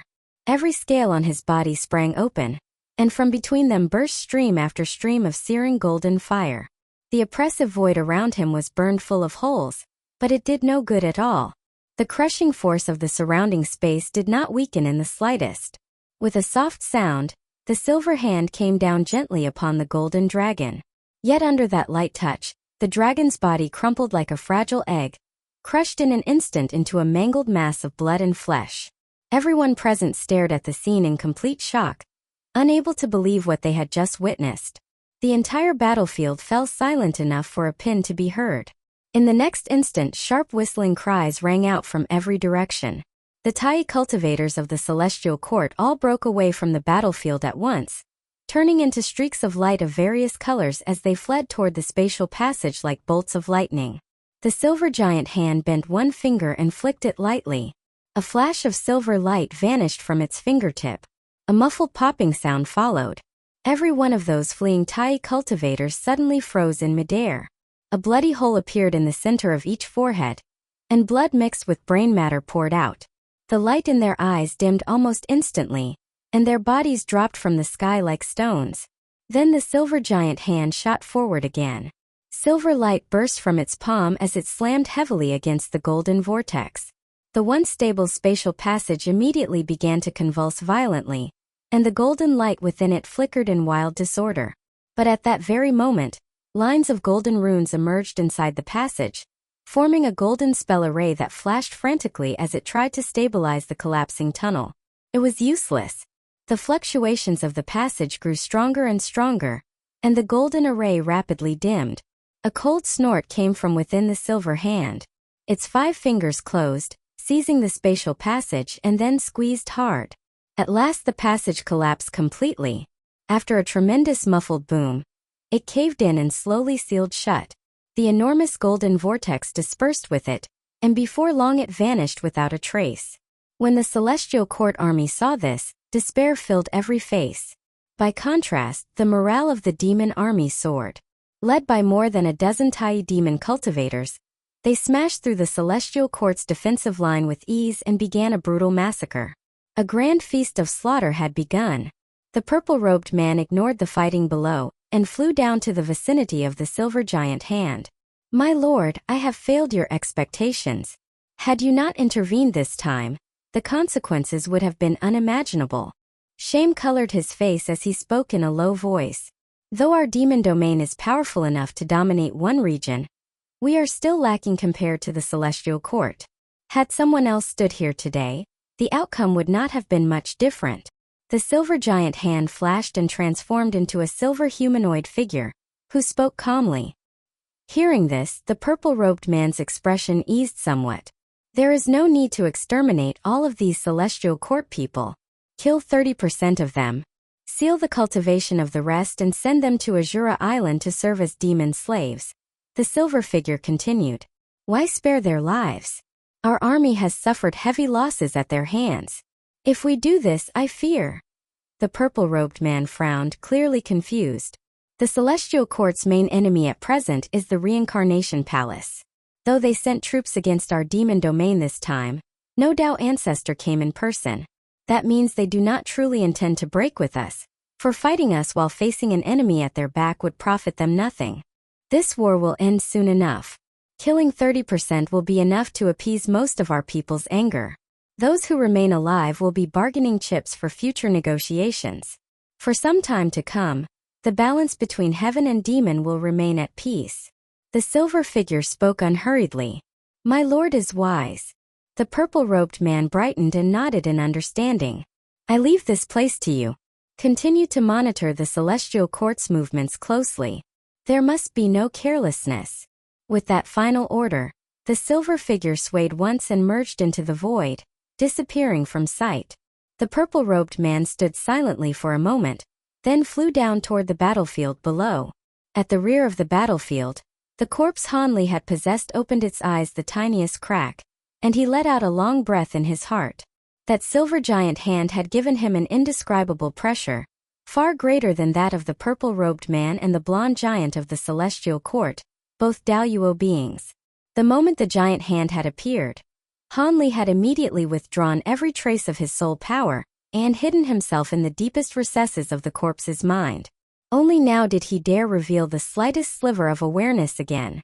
After steadying himself, Hanli cautiously released his spiritual sense bit by bit, extending it in every direction to observe the situation on the battlefield. After the blonde giant leading the celestial court forces had been killed by the suddenly appearing silver figure on the demon side, the remaining Tai cultivators instantly lost all will to fight. The celestial court army, which had previously held the upper hand, immediately collapsed into chaos and scattered in retreat, while the demon army, led by their own Tai cultivators, launched a ferocious pursuit. For a time battle cries rose in every direction and shook the heavens. The Donhua demon cultivator Lamozi did not make another move himself, but he expanded his spirit domain imbued with the laws of lightning, covering a radius of 10,000 li. Within it, the demon cultivators seemed to don cloaks of thunder, their speed greatly increased as if aided by the gods themselves, while the celestial court cultivators were interfered with by the lightning force and, aside from the Tai experts, found their flight speeds heavily impeded. In less than the time it took a stick of incense to burn, the vast celestial court army had already fallen apart. Yet the demon army did not slaughter them all. Instead, they captured the greater part of the celestial court cultivators, sealed their cultivation, confiscated their storage treasures, and herded them into one enormous flying vessel after another, apparently intending to transport them elsewhere. The few golden warships that remained to the celestial court were also seized by the demons and slowly hauled away. Soon after, the demon forces began cleaning the battlefield and collecting the corpses of the dead. Because he remained within the range of Lamozi's spirit domain, Hanli did not dare make the slightest movement.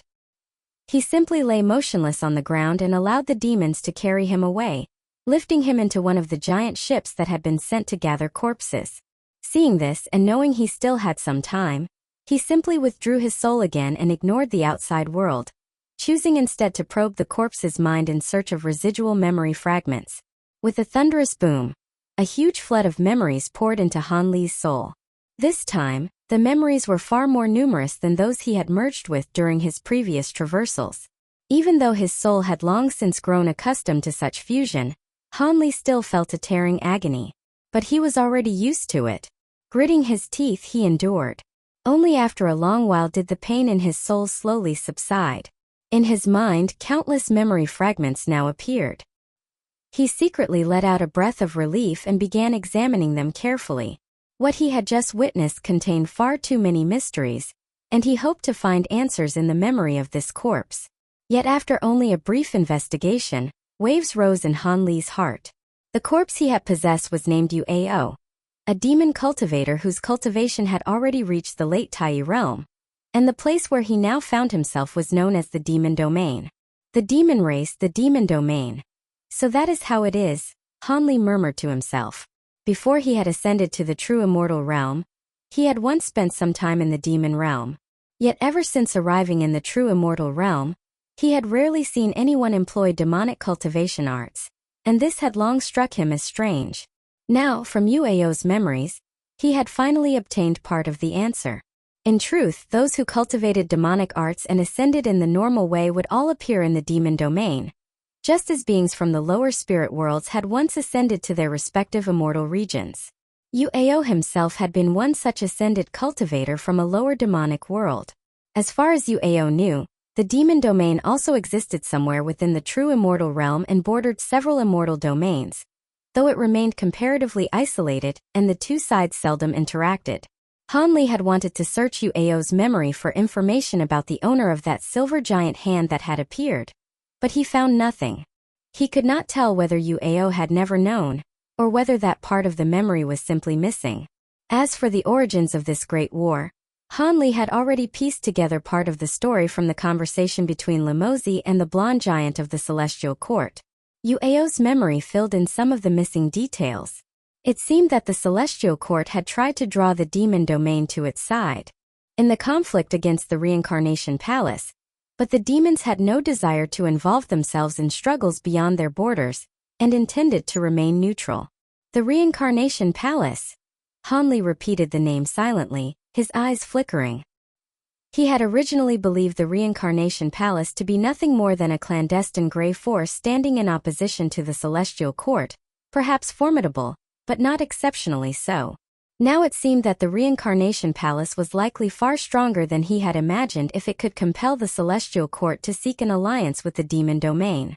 From everything he currently understood, aside from its core members, the Children of Reincarnation, the Reincarnation Palace also had many branch organizations such as the Impermanence Alliance and the 10 Directions Tower. On the surface, they looked rather like merchant alliances that issued and carried out missions, drawing immortals from across various regions into their orbit through mutual interests. Just who was controlling the Reincarnation Palace from behind the scenes? And what exactly was its true aim? If it had no hidden purpose, the Celestial Court would not have been so hostile toward it. After all, across the major immortal domains, the immortal palaces that served as direct representatives of the Celestial Court did not openly interfere in the internal affairs of local sects and factions, with rare exceptions like Shaojin Han of the Beihan Immortal Palace. Hanli shook his head and stopped dwelling on the matter, continuing to explore Yueo's memories. Suddenly, he let out a soft sound of surprise. It turned out that Yueo had another identity as well. He was one of the cultivators under Guangyuan Studio and had come here this time only because he had been dispatched by that organization. Unfortunately, his luck had been poor. Just as the battle began, he had been ambushed by 2 Tai cultivators of the Celestial Court working together and had died on the spot. Guangyuan Studio. Isn't that the force overseen by Lanning? Could it be a coincidence? Or was the Guangyuan Studio in the lower realm actually a branch developed from the Guangyuan Studio Merchant Guild of the Demon Domain? Hanli's thoughts began to turn rapidly. According to Yueo's memories, Guangyuan Studio not only stood as the foremost merchant association in the Demon Domain, but also maintained many secret ties with other immortal domains.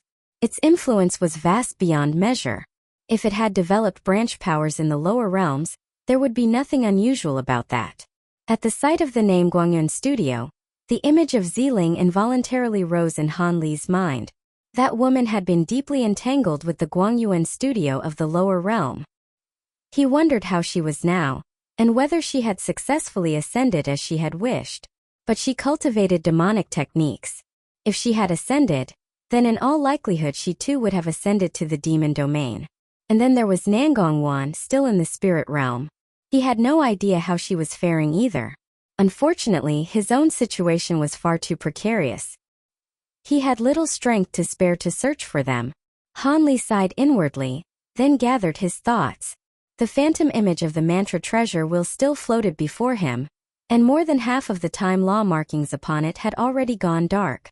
Watching the war between the demons and the Celestial Court had consumed quite a bit of time. Yueo seemed to have died only recently, and the residual memories were extraordinarily rich. To examine everything would certainly take a long time, and Hanli could not afford to waste any more. He focused his mind and continued sifting through the man's memories, searching for anything useful to himself. What mattered most to him now was expelling the baleful qi within his own body, and advancing into the Tai realm.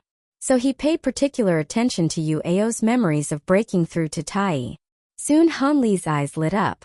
Yueo had indeed retained that part of his memory, and it seemed to be fairly complete. Hanli was delighted and quickly examined it in detail. But after only a short while, the joy in his heart gradually faded. When demons broke through to the Tai realm, there was in fact little difference from ordinary cultivators. They too had to purge the baleful qi from their bodies and refine a pure Tai Jade immortal physique. The method Yueo had used back then, however, had been quite unusual. He had not relied on any medicinal pill to expel baleful qi.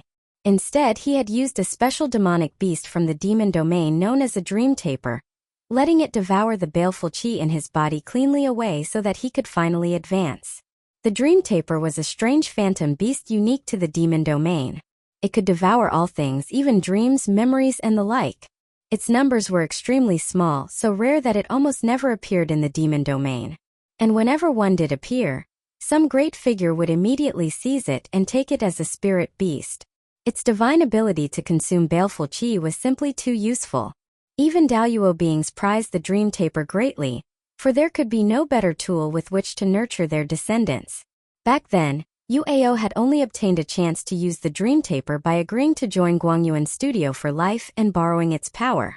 Only then had he successfully entered the Tai realm. Hanli sighed. He was currently in the Black Mountain Immortal region, and the demon domain was an unknown distance away. For him, using this method to break through to Tai was practically impossible. Though disappointed, he did not stop. His soul continued probing Yuao's memory. Yuao was a late Tai cultivator. There was simply too much of value in his memories. Cultivation experience from every realm, all manner of wondrous demonic arts and secret techniques. Han Li's earlier disappointment was quickly swept away. A moment later, delight appeared in his eyes. Within Yuao's memories, he found a secret technique called the 9 Nether Demon Eyes. As the name implied, it was a pupil art. It was said that when cultivated to the highest level, it could pierce the highest heavens above and gaze down into the deepest netherworld below. Its power was extraordinary. Powerful though it was, the requirements for cultivating it were also brutally harsh. There were only a handful of people in the entire demon domain who had succeeded in mastering it. Even Yuao himself, though he had obtained the method of cultivation, had never dared to begin practicing it. To cultivate this art, the first prerequisite was a certain foundation in eye techniques. Without that, the eye simply could not endure the enormous power of the art, and would instead be destroyed by it. The second obstacle was time. Cultivating the 9 Nether Demon Eyes was an extremely long process, and one had to constantly infuse the pupils with finely refined demonic qi over many years, slowly nurturing them. But doing so would greatly slow down one's ordinary cultivation progress. The third obstacle was the medicinal liquid used as support in the process. The ingredients required were all exceptionally rare, and the demands on their age were very high. With these 3 difficulties standing in the way, it was no wonder that even an expert like Yuao, already at the late Tai stage, had recoiled in hesitation. Yet when Han Li saw this information, a flicker of excitement rose in his heart. These 3 obstacles were indeed extraordinary, but for him, none of them were truly insurmountable. He had already cultivated his clairvoyant spirit eyes and spent many years nurturing them, and his Brahma sacred true devil art could refine exceptionally pure demonic qi, which should be sufficient for cultivating the 9 Nether Demon Eyes. Now that he wielded the laws of time, Han Li no longer depended heavily on the Brahma sacred true devil art. The demonic qi he refined through it could be used perfectly well to nourish his eyes instead.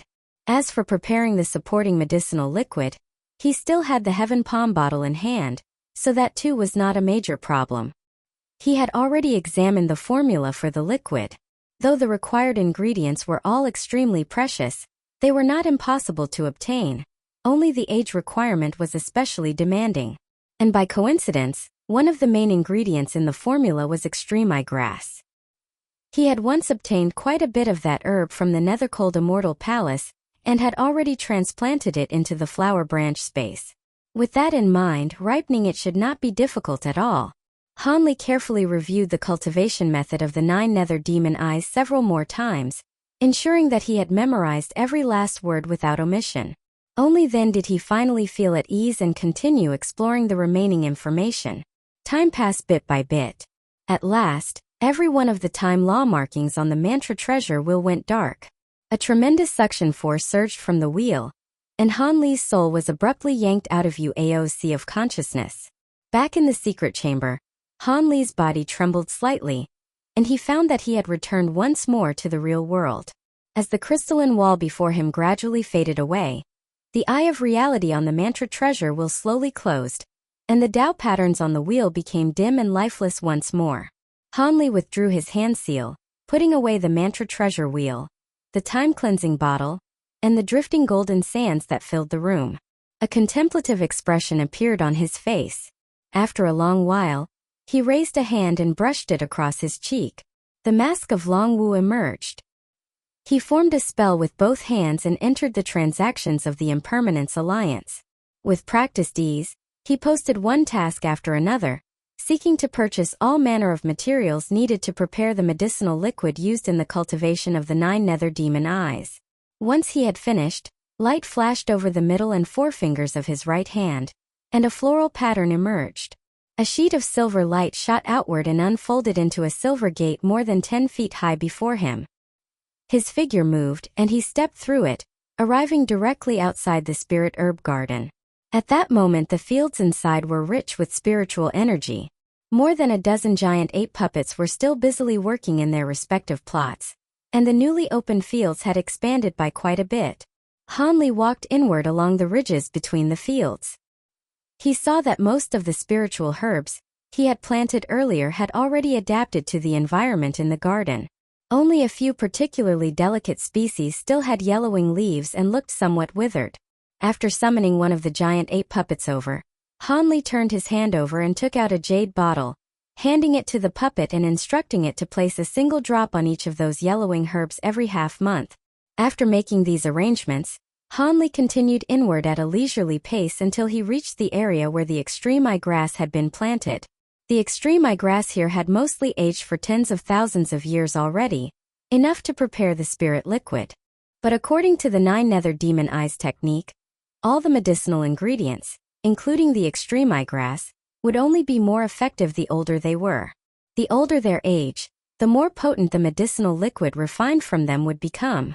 Hanli removed the dark green little bottle hanging at his chest, gave it a light shake, and tilted it toward the patch of extreme eye grass. A single drop of emerald spiritual liquid hung suspended in the air as it fell. Just before it landed, Hanli flicked a finger from afar, and it burst apart with a snap into a glittering mist that scattered evenly over 7 or 8 stalks of extreme eye grass below. Hanli stood there silently, gazing at the crystal droplets clinging to the blades of grass like morning dew. After thinking for a moment, he continued deeper into the herb garden. At one corner of the garden farther back was a stretch of purple-black spirit soil, like a marsh, where the Dao soldier mother beans had grown quite a bit. They lay shrouded in drifting violet mist laced with sparks of lightning, making them appear somewhat indistinct. Yet from the aura they emitted there was nothing abnormal. Further inside the garden, most of the spirit fields were newly opened. Though they had already been watered with spirit liquid and transformed through nurturing, they still looked empty because no herbs had yet been planted there. Taoist Han, forgive me for speaking out of turn. At that moment, a voice drifted over. Hanli turned and saw Maguang walking toward him along the medicinal fields. Speak freely, Taoist Maguang, Hanli said. Although a treasure world can circulate heaven and earth spiritual chi within itself, it is still not the same as the true void of heaven and earth, and must have its limits. If too many spiritual herbs are planted here, exceeding what this place can bear, then the circulation of spiritual chi in the grotto heaven may fail. In that case, the spiritual chi could be exhausted, and the grotto heaven itself might begin to wither. Maguang spoke with a serious look. I have already considered that. This trip in here is precisely to add some restrictions and formations to the grotto heaven. Hanli nodded. Taoist Han is always meticulous in all things. It seems I have worried unnecessarily. Maguang smiled. Taoist Maguang's concern is well meant, and I am not ignorant of it. Earlier I expelled some baleful chi and gathered it together. I had intended to bring it to the bamboo tower for you later, but you came first. As he spoke, Hanli tossed something upward with a flick of his hand. A black storage pouch traced an arc through the air and landed in Maguang's hand. Then I must thank Taoist Han. After a brief inspection, surprise flickered across Maguang's face, and he spoke with obvious pleasure. It is nothing. Let us return to the bamboo tower first. The two of them came to the pond before the purple bamboo pavilion. Maguang said he intended to continue cultivating, so he went back inside the tower first. Hanli walked alone around the edge of the pond twice. At certain marked positions, he took out round stones densely carved with runes and tossed them into the water one after another, each splash sending rings of ripples across the surface. When he had cast in all the suppressing talisman stones, he turned his wrist and drew out an azure bamboo cloudswarm sword. Then he began carefully carving into the ground around the pond. Each movement of the blade carried ancient sword chi wrapped in immortal spiritual power, sinking deep into the earth. It did not take long before a vast and intricate diagram of formation patterns appeared all around the pond. Seeing this, Hanli let out a long breath of turbid air. He turned his wrist, put away the sword, and with a flash of light in his palm produced a translucent crystal stone. The immortal spiritual power contained within it was almost solidified. It was clearly a middle-grade immortal essence stone of exceptionally high quality. He clenched the crystal in his hand, frowned slightly, and a trace of reluctance flickered through his eyes. But after only a brief hesitation, he straightened and flung the middle-grade immortal essence stone away with a lift of his hand. It traced an arc through the air and landed beneath the violet gold lotus in the pond with a dull plunk, vanishing at once. Immediately afterward, the sound of boiling water rose from the pond. Large bubbles surfaced one after another beneath the violet gold lotus, bursting open with continuous gurgling sounds. Dense violet mist billowed up from the shattered bubbles, filling the entire pond and engulfing even the arched purple bamboo bridge that spanned it. Hanli felt as though an invisible cool breeze were rising from the center of the pond and sweeping outward in all directions. When it brushed across him head-on, waves of rich spiritual chi flowed with it, filling him with a sense of peace and refreshment. After standing by the pond for a short while, Hanli's figure suddenly blurred and vanished from the spot. Almost at the same instant, he reappeared in a remote corner at the edge of the grotto heaven. With a flip of his hand, he took out a formation plate he had long since prepared, embedded an ordinary immortal essence stone into it, and buried it deep underground. After that, his figure flashed again and again, appearing throughout every corner of the flower branch grotto heaven as he buried formation plates embedded with immortal essence stones one after another. When all the plates had been set into place, it was like laying out a game of chess whose design reached across the entire realm. At last, the grand formation of the whole grotto heaven was complete. A metallic hum rang out. All across the grotto heaven, points of light began to shine one after another.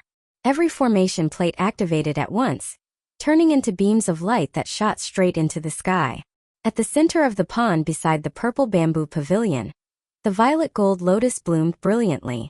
Right beside it, a flower bud the size of a fist suddenly emerged. It flashed with golden light and opened as well. To part with a middle-grade immortal essence stone in exchange for the blooming of a twin lotus, Taoist Han truly has remarkable methods. For at least the next 100 years, there will be no need to worry about the spiritual chi in this grotto heaven running short. Standing by the second-floor window of the bamboo tower and looking down at the pond below, Ma Guang curled his lips slightly and praised him. Hanli merely smiled and paid no attention to Ma Guang's words. He himself was quite satisfied with the changes in the spiritual chi within the flower branch grotto heaven. About half a quarter hour later, all of the unusual sounds throughout the grotto heaven gradually disappeared. Only after making one last circuit around the entire grotto heaven to check for any omissions did Hanli finally return to the secret chamber. He had spent a long time inside the flower branch grotto heaven, and by the time he returned, it was already deep in the night. Through the circular opening in the ceiling of the chamber, a bright beam of moonlight shone down and fell before him. Hanli stared at it silently for a long moment, then took the dark green little bottle from his chest and placed it beneath the moonlight. Spring passed into winter.